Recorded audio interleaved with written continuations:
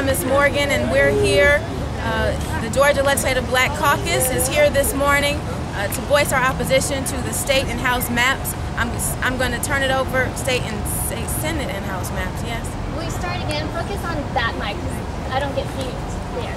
All right, try this again. That was a practice run. Good morning, I'm State Representative Alicia Thomas Morgan. I'm standing here with the Georgia Legislative Black Caucus.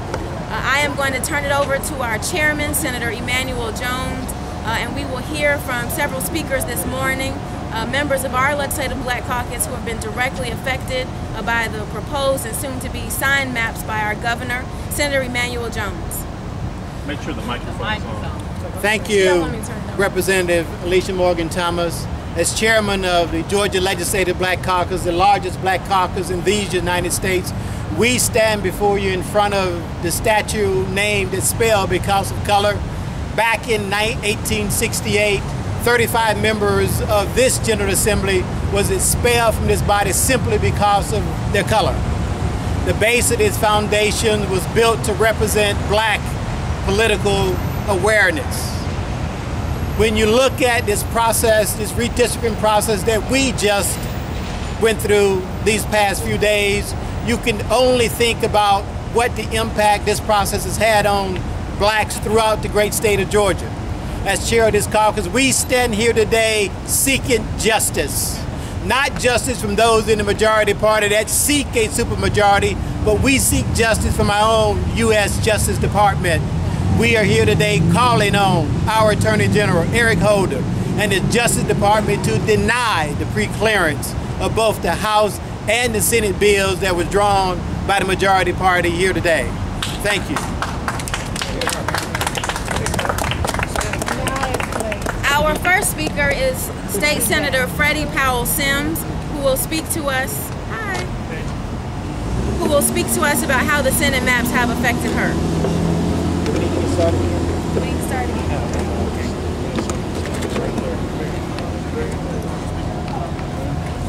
Today, Southwest Georgians have again sustained further isolation from the state's political process through the complete dismantling of Senate District 14 and the subsequent shifting of District 12. During the Democratic primary of 1990, Senator George Hooks of the 14th received over 76% of the vote in Sumter County, a majority county of 51% African American population. He has a proven track record of crossover voting, but the current Senate Reapportionment Committee has seen fit to silence this solid, formidable public servant by pairing him with an African American senator from District 12, myself. Together, Senator Hooks and I worked tirelessly for all of Southwest Georgians. Under the newly proposed Senate maps, Southwest Georgians have become potential pawns with muted voices. Let it be duly noted that the Georgia Legislative Black Caucus opposes both Senate and House maps for their discriminatory practices by packing African Americans in districts and pairing many of our members against one another and with other white Democrats. In this case, George Hooks being the lone white Democrat left in South Georgia. This significantly dilutes members' influence and the power of their vote. Clearly, this was not the intention of the Voting Rights Act. Thank you. Hear, hear. Our next speaker is State Representative Simone Bell.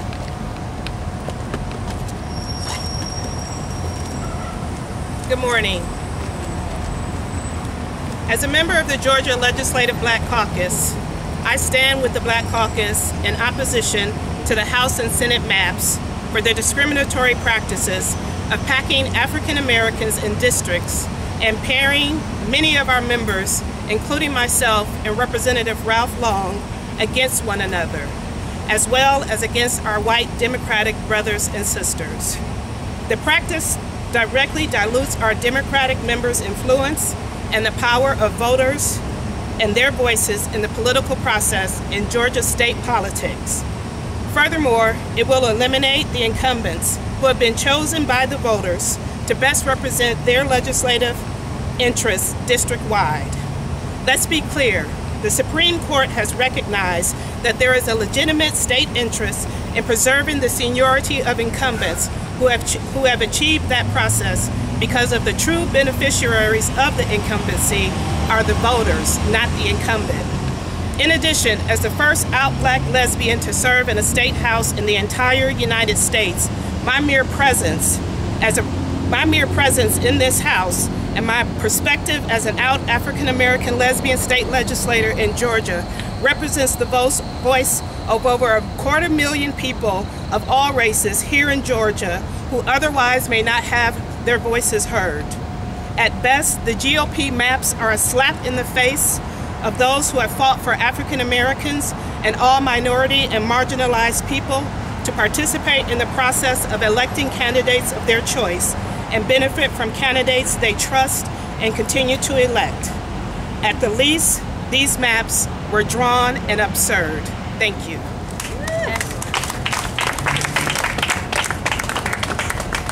Representative Howard Mosby.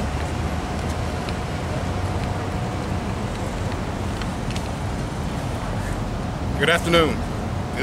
Good morning. I strongly object to the maps drawn by the Republican leaders from my legislative district and that of DeKalb County. This map does not take into account the divergent needs of disparate communities drawn together. It fails to consider and support the communities of interest, which is one of the guidelines supposedly adopted by the Reapportionment Committee. Moreover, this newly drawn district results in classic gerrymandering and, in my view, as such, dilutes the voice and influence of the citizens that I serve, including those citizens in DeKalb and Henry County. Furthermore, I find it concerning that I am one of the few African Americans Democrats to be paired against a Caucasian member of my party in the area of the county that historically has never been linked together and could no otherwise be construed or constructed. And to remove the requirement for this pairing, the committee could have done so because there were 2 empty districts drawn in DeKalb County. If this is not remedied, it is likely that this pairing will violate the prohibition against racial discrimination in the creation of electoral districts. Now, as chair of the DeKalb House delegation, I am furtherly deeply disturbed by the potential polarization along racial lines that this proposed map will generate through the county. DeKalb has historically evidenced the true intent of the Voting Rights Act, the integration of minority voters into the full participation in the electoral process amid the protection of their right to choose an elected representative regardless of race or candidate. By pairing our representatives into unwieldy and disparate districts, the proposed maps for DeKalb will result, in my opinion, the resegregation of the county in terms of its political representation and will undermine not only the progress made in building multiracial coalition, but also the stated intent of the Voting Rights Act in an egregious and insupportable manner. This map violates, in my view, several of the core principles regarding redistricting, the guidelines adopted by, again, this committee. And let me emphasize, after these maps have been drawn, and it is a blatant, unconscionable gerrymandering serves only to maximize the political power and influence of the Republican Party by diluting the racial diversity of state representation in DeKalb County. Thank you. Before we get to our final speaker and open for any questions, I want to take a moment to thank our allies who have joined us this morning. We have people from the Georgia Coalition for the People's Agenda, Georgia Rural Urban Summit, and others, and we're grateful for your support and your solidarity in standing with us against these maps. Our final speaker, unless there are other members of the caucus who wish to speak, we're going to have State Senator Vincent Fort.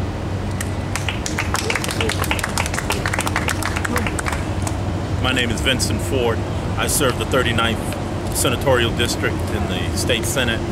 First of all, let me thank the members of the media who have come to be with us. The situation in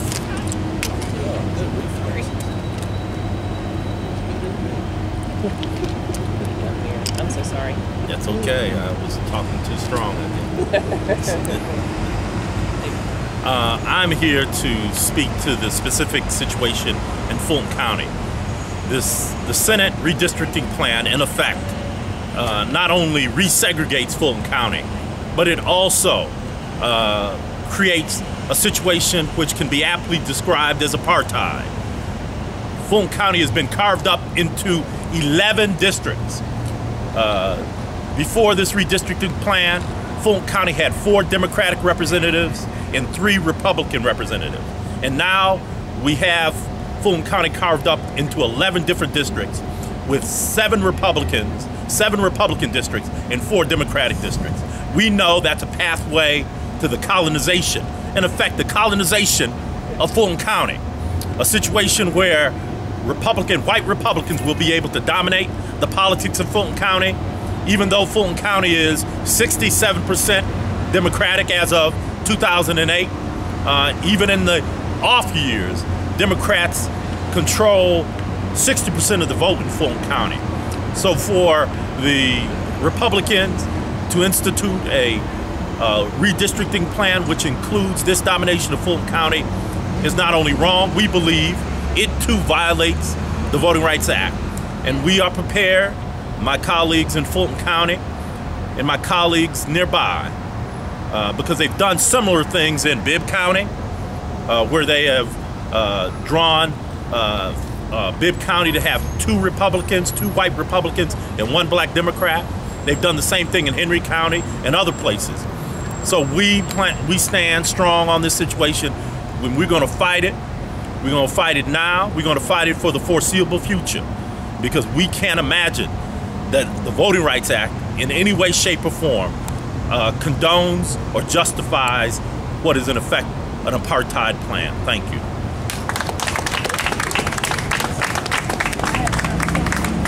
I am delighted to stand here with members of our caucus in solidarity to the opposition of these maps. Let me be clear. As I stated earlier, we are here for one reason and one reason only, and that's justice. We don't expect justice from those that seek a supermajority. We expect justice from those in the federal government that represent all of these states across this country.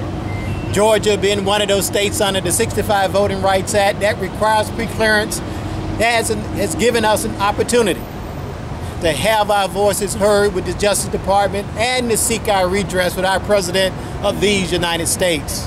We stand united in asking our Attorney General, our Justice Department, to do what's just and deny preclearance on both the House and the Senate maps that have just passed these chambers just in the last few days of this General Assembly, this special session. At this time, I'm going to open it up for questions and to see if any of our other members would like an opportunity to come and speak. I have a question for you. The Metro Chamber met with a caucus this morning on the T-Splosh. Do you will the redistricting have any effect on your decision whether or not to support the move and the date of the T-Splosh? Yes. Let me say that the caucus has not adopted a position on the movement of the dates for the T-Splosh, but we can speak individually. And as some of my colleagues have mentioned, considering the process that we've gone through, how we've been railroaded, how our rights have been denied, how when you think about what happened in 1868, members were expelled just because of their color, it gives me reason and cause to pause and not really support the ideas that the supermajority, the majority party seeks, have brought to our attention regarding this T-Splosh. Now is not the time. So you yourself planning for that? Is anybody else? I know Senator Fort told me that. Anybody else that you know of? This is a reapportionment session. And the members certainly can speak for themselves. But the issue here today is to address the issue of redistricting and how we plan to continue our fight regarding the egregious and seriously flawed process that the majority party has subjected all of us to up here at this General Assembly. I have a question. We know that it's impacted us here in the metro area, and I know there's certain areas across the state. Could you speak to what's happening perhaps in Waynesboro that I've been reading a little bit about, or could anyone speak to Burke County, Richmond County, or the Waynesboro area? Or is that still up in the air? I'm going to ask Richmond County. where's Representative Quincy Murphy? He's still here to come up and address that issue for you. Cal. Go ahead, Cal. I guess more specifically, are the issues that you're addressing here today that we're very sympathetic with very much at play again in Waynesboro and in Burke County? And the answer is a resounding yes, absolutely. Because the same issues down there are the same issues that we're dealing with here. And we have coalition partners across this state. And what affect our coalition partners certainly has an impact on our caucus as well. Where do you go from here?